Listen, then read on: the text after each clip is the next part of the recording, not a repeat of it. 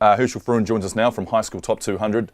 Now, you know what's going on behind the scenes, I guess it is, because you've got your finger on the pulse of high school rugby. You follow all these players, you know their movements. That's what you do. That's what you love.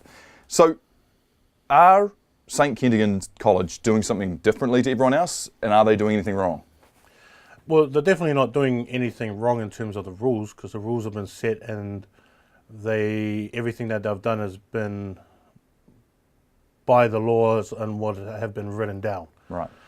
I think that what they've done is that they've built themselves up a name for themselves in rugby that kids are attracted to and that sort of shows success. What is the advantage, I guess, of a kid that is based in the regions coming to a school in Auckland like St Kent's? What are they going to get that they wouldn't get in, say, a successful first 15 elsewhere? St Kentigern's do get a lot of TV games and they do get a lot of shine and they do get a lot of mentions, and so that's what you want to be a part of. Coming from a smaller school, say for instance Melville High School in Hamilton, there's a massive difference between Melville High School in Hamilton to St Kentigern's in Auckland, because you want to be part of a proper rugby program that trains and has a program that's similar to a professional style.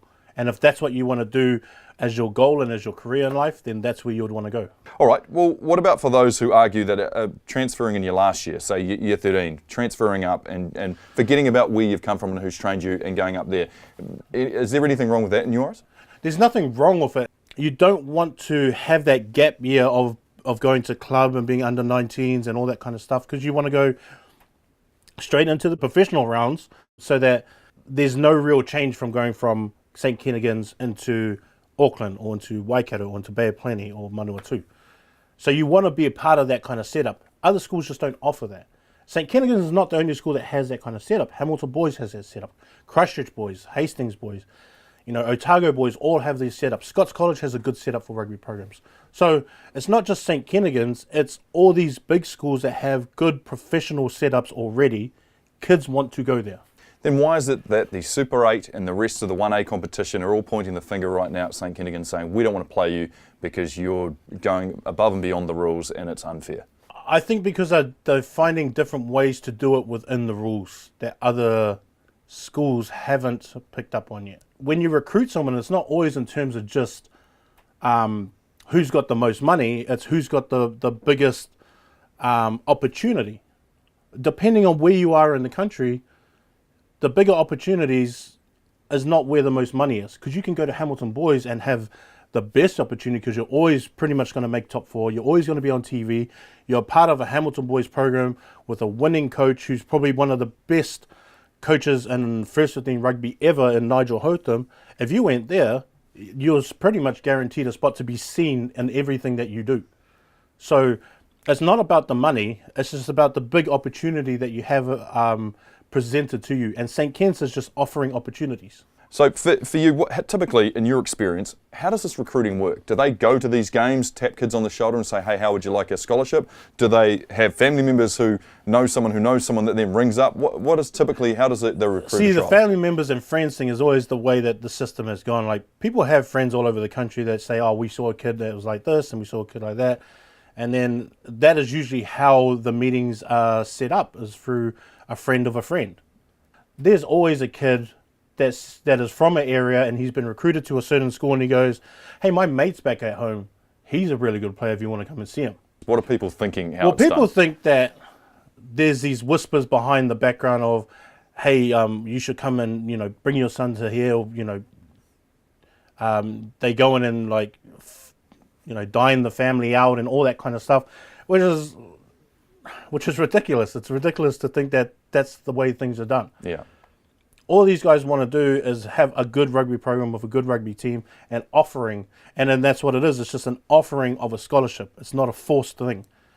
It's not forced and it's not poached. Like, I hate the word when people use poach, because to me, when I think of poach, I think of a safari where you've gone and poached an elephant that's rare or a rhino that's rare. That's poaching. That means that the safari owns that. Yeah.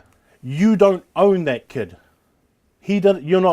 I'm not stealing your kid away from you. That's not your baby. That's the parent's kid. Why am I poaching something that's not yours? I'm recruiting him. I give him an offer and you say yes or no. you say it's not an old. It's not. This is nothing new. This has been happening for a long time. Why has it got to a head now? Why are there people saying we're not playing you, St Kitts? You're doing things wrong. Like, I think something that people don't think of is that when they look at how much money is spent at St Kennigan's to find players or to get players, they just look at the price of how much they spent, opposed to, let's say, someone like Kelston Boys. When you look at St Kennigan's would probably spend like $200,000 on recruiting, and then someone like Kelston Boys will probably spend like $5,000 to $10,000. Now everyone just looks at those and goes, "Oh wow, look how much money they have spent." It's like that money is your school fees, because it's 40 grand to go to St Kennigan's. But they've both only picked up 6 players each. That's what they're looking at. People just look at the price of how much, like, whoa, $200,000. It's like, yeah, but that's what the fees are.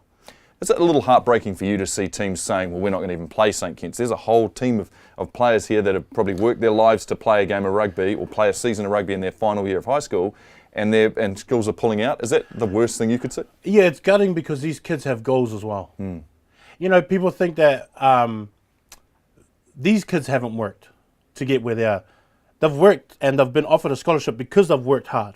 That's why they got the scholarship. Now these kids can't go out there and prove to them, to those selectors, I'm good enough to make this New Zealand secondary school. I'm good enough to make the under-18 Blues. And they're making these kids sit out for a whole year because they can't get something resolved, or they can't do something better than what the school is doing. You just have to build your product and market your product and be a winning program. That's how you win this game.